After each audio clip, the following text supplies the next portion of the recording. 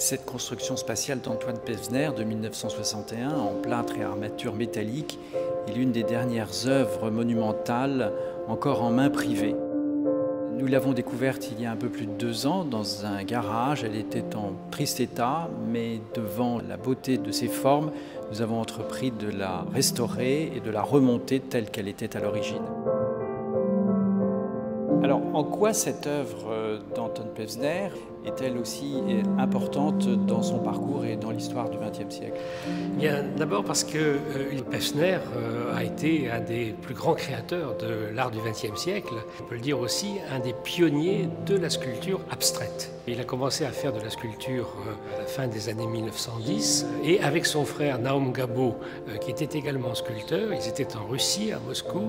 Ils ont en quelque sorte créé un mouvement artistique qu'ils ont appelé le constructivisme. Et que dit le titre même de l'œuvre? Le titre indique bien de quoi il s'agit.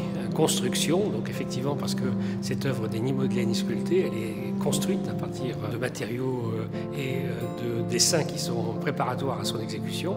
Et d'autre part, donc effectivement, elle joue sur le temps et l'espace, d'où le titre Construction de la 3e et la 4e dimension.